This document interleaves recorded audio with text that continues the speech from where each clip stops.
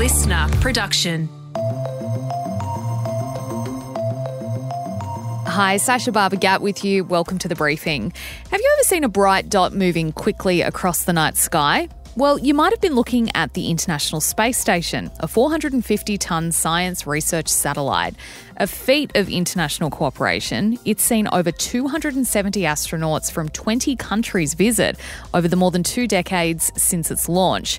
But now, NASA is bringing it down, and it's giving Elon Musk's SpaceX over $1 billion to do it. SpaceX will create a craft which will gently kind of guide the entire station to slowly deorbit, which is a whole nother issue because we have satellites continuously orbiting the Earth. So that's going to be a very tricky dance. So why are they doing it, and how exactly are they going to bring it down safely? You'll hear that in the second half of today's episode. First, though, Katrina Blowers is here with the headlines. It is Thursday, the 4th of July. Hey guys, well, we are kicking off the headlines today with reports that Joe Biden has finally admitted to his closest advisors that he needs to reconsider his run for president. So this is pretty huge if it can be confirmed. It's all over the New York Times, who broke the story overnight.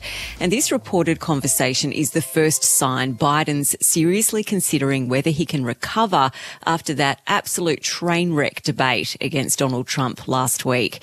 But in the White House press briefing early this morning, Press Secretary Karine Jean-Pierre had this to say about the rumours he's thinking about stepping down. Absolutely not. Yeah, so brief but to the point. The fallout from his disastrous debate appearance against Donald Trump is continuing, but Biden will have a chance to prove himself fit and capable in his first reasonably softball TV interview, Sasha, which is happening on Friday local time. Yeah, it's going to be on the ABC, America's ABC, not ours.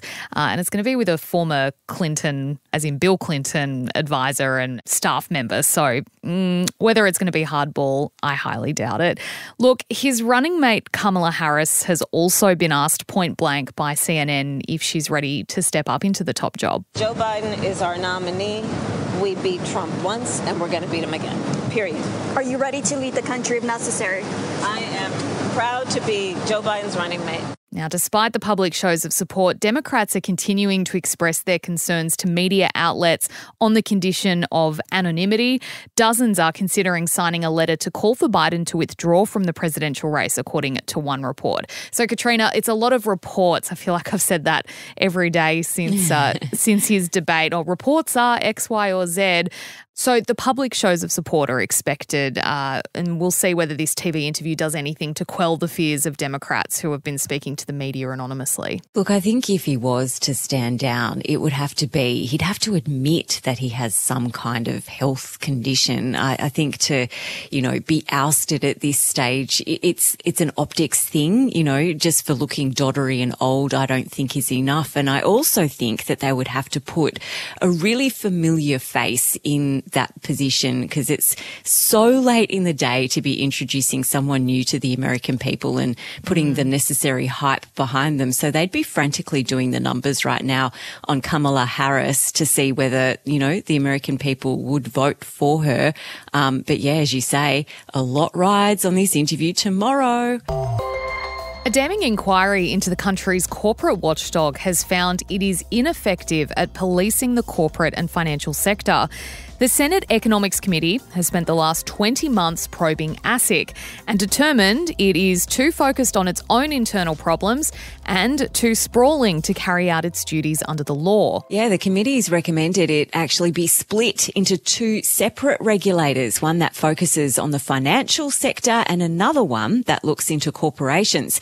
It also found ASIC investigates just 1% of alleged misconduct. And I was looking, Sasha, at the average length of ASIC investigations. They do take a long while.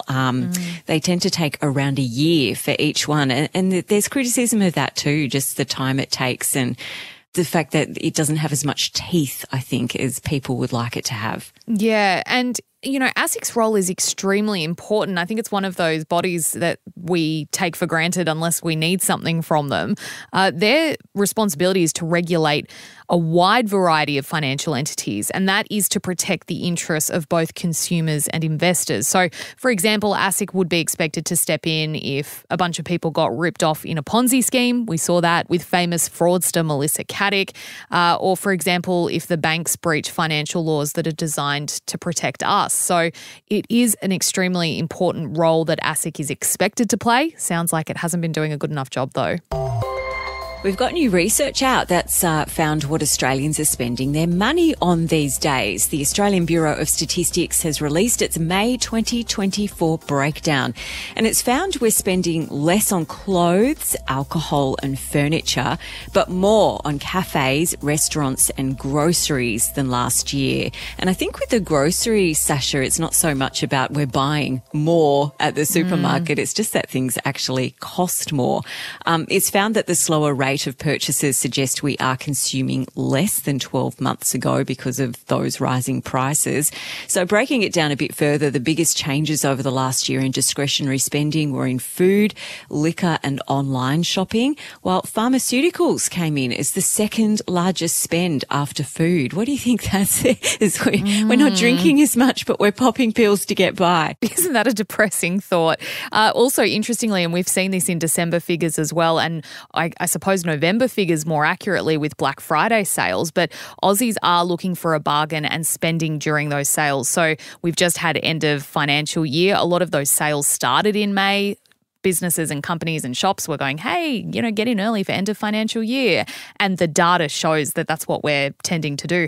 I know I have become much more attuned to sales in the last couple of years amid, rising prices of everything. As soon as I see that word sale, I go, well, even if I wasn't thinking about buying it, maybe I should buy it now because it's cheaper. So, yeah, it's interesting to see that really reflected in these figures.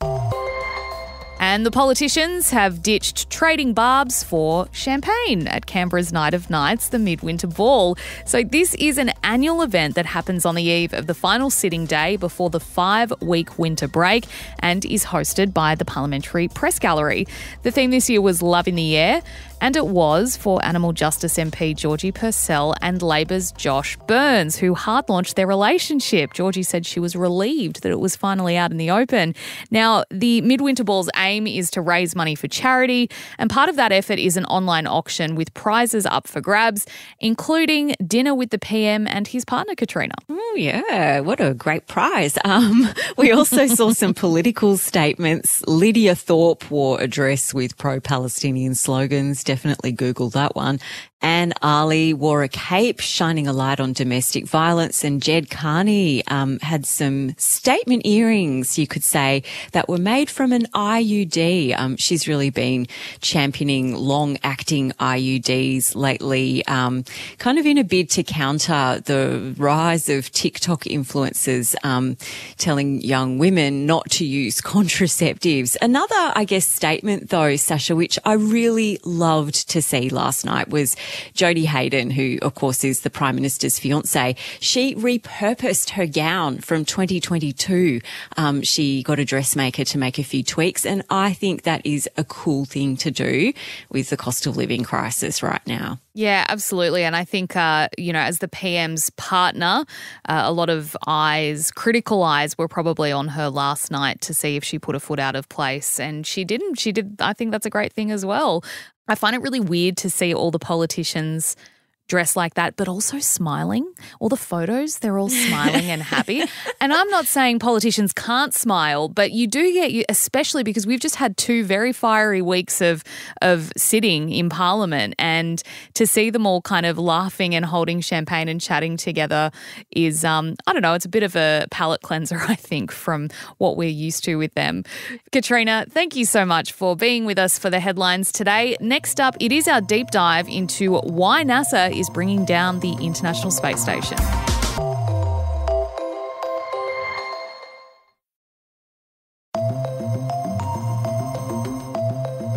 For 25 years, the International Space Station has orbited the Earth, a literal beacon in the sky of humankind's technological progress and what international cooperation can do. The ISS is a joint effort between the space agencies of the US, Canada, Japan, Europe, and Russia.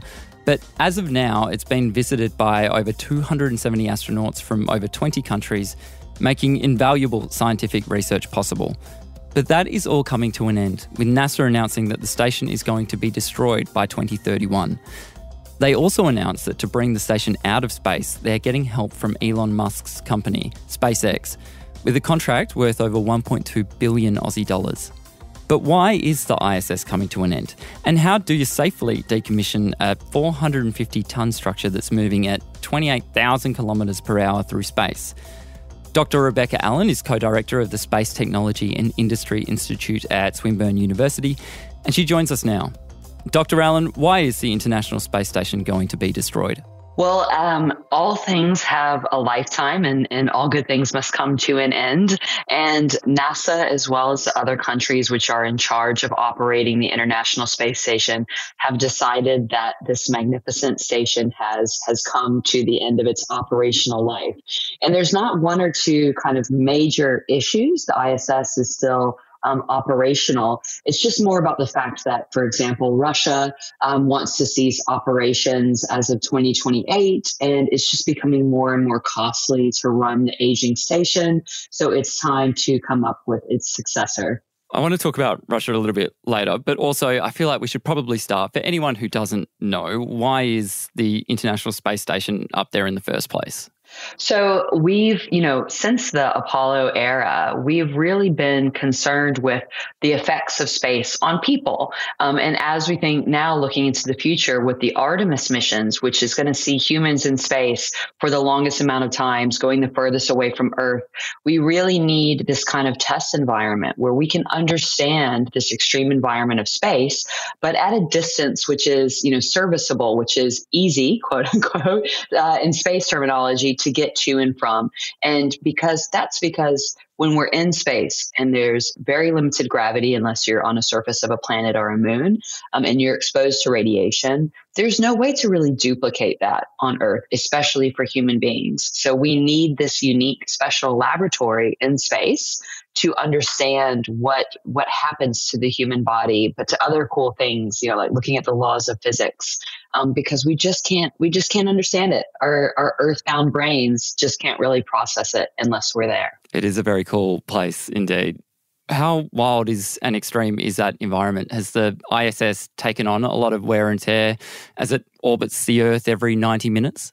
Yes, so certainly. Actually, I have to brag as well. Last night, I just happened to look up at the right time, and the ISS was flying overhead. So I actually got to see it. So I strongly encourage anybody to get one of the ISS tracker apps and have a look up in the sky, because it was blazing right over Melbourne last night. But to get back to your question, look, I think, what it really comes down to is the fact that you have a human-made station, which is up there, and it is enduring, these accelerations. It's going over 7,000, meters a second to stay in orbit. Yeah. And so to just have a spacecraft, which is capable of 20 plus years of continuous operation, and it's a modular station. So that means it's not just one big station. There's actually all of these components that make it up, including solar panels and robotic elements to the outside. So keeping all of that going continuously for decades, it's just a monumental task. And at some point, you think, when this station was launched versus where we are now, and the technology that we have and what we've learned from the original assembly of that, it's kind of time to do the next version of it. And I'll actually kind of liken it to the Hubble Space Telescope, even though it's a different, wavelength of light that Hubble's studying versus the James Webb Space Telescope. Just look at the advancements that we're seeing for that spacecraft, and the fact that James Webb can be so far away from Earth and immediately operate perfectly and start to crush, our understanding of the universe. Sorry, you're getting a hint of the astronomer background there with that. Mm-hmm. So I think with this, it's just about the fact that not only has technology changed, but what we want to use space for is changed. So it's time that we design, a laboratory and different successors for those different kind of missions and aims of what we want to achieve in space. Yeah, well, Elon's SpaceX, they've been given the contract to decommission the ISS, and it's a big one. It's a big contract. It's 1.2 billion Australian dollars. How will they do it? Well, this is a great question. So it was long thought that I mentioned, the ISS is modular. So it was long thought that maybe they would just kind of take some of the older modules, especially once Russia discontinues their operations, and that these would be kind of one by one deorbited into this kind of graveyard area in the Pacific known as Point Nemo. But now the thinking is more that SpaceX will create a craft which will gently kind of guide the entire station to slowly deorbit, which is a whole nother issue because we have satellites continuously orbiting the Earth. So that's going to be a very tricky dance, but we'll, in the appropriate way, just take the entire station and move it further and further into a lower orbit. And then the idea is that it will break apart in our atmosphere and that a good amount of it will actually burn up in our atmosphere. But the debris that doesn't, will all be kind of strewn along this key point in the Pacific Ocean known as Point Nemo, which is literally out in the middle of nowhere. Even look at like New Zealand and South America, and it is way far away. So that's the idea, is that it's will be kind of deposited there. And it makes me sad to think, that something so majestic will just kind of break apart and disappear in our ocean. Yeah, I mean, that sounds like a great plan. But SpaceX doesn't have the best track record for nailing space travel. Yeah. If something goes wrong, would there be some big knock-on effects? Yes. So this is why, we are in, 2024, and the deorbit of the space station will not happen probably before 2030. So we're talking years of ensuring that this is a plan. And it's SpaceX too. I think what a lot of people need to understand is that they're a private company, but they work so closely. A lot of the people that work at SpaceX, are former NASA employees, or they're working directly with NASA on things. And so it's not something that they're just going off to cowboy and do themselves. So it'd be really, careful planning and approval before they pull the station down. And I mentioned, the plan to kind of, will it be taken apart and one by one, or is it just one vehicle that's going to pull it down? That's what the plan is now. Right. I could see that evolving and changing because there's going to be so much modeling to understand exactly, the paths of everything, the path of least resistance, if you will, to bring it down in the way that minimizes risk. Absolutely. That's going to be the key here, is minimizing risk to people on Earth. Currently, there are only two space stations, the ISS and Tiangong, which belongs to China's space agency. Is this the beginning of the end of space stations? No, actually. In fact, I would venture to say this is just now what we're going to see is really just the next era.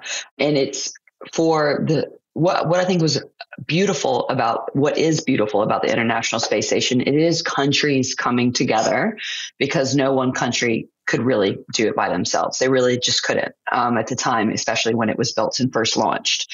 But now what we're seeing is private companies such as Voyager Space, who plan to launch Starlab, and they're actually they've won one of the big contracts from NASA to do that.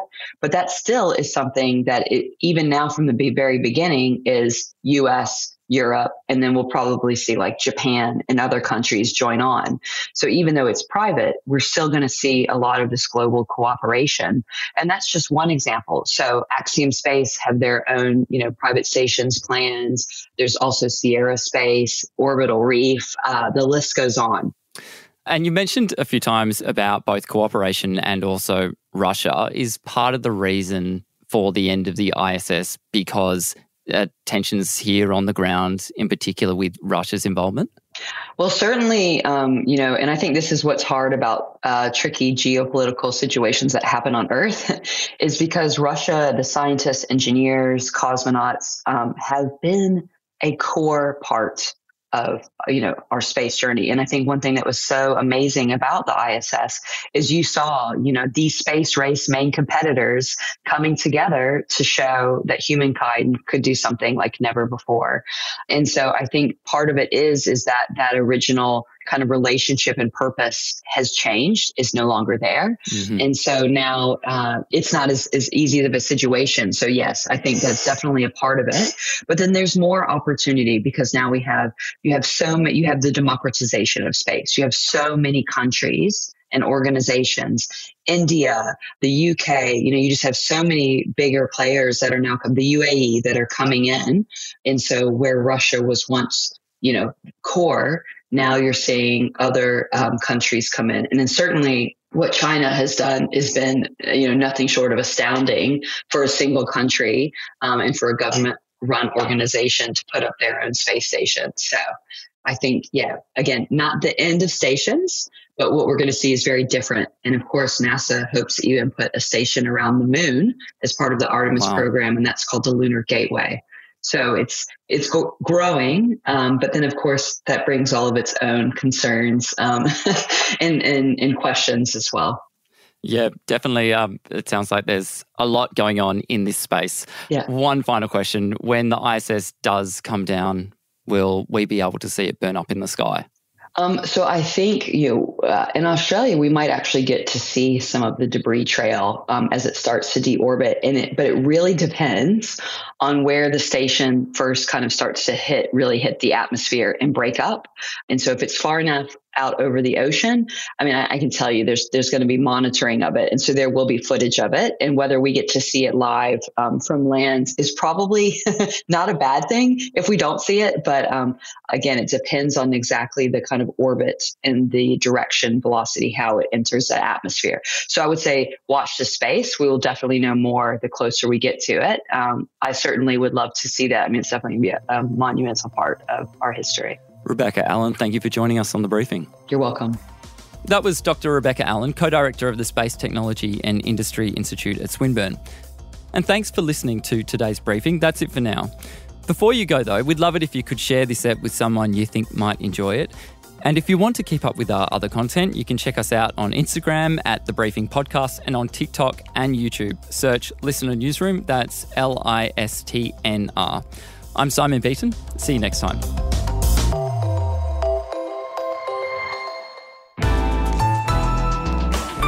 Listener.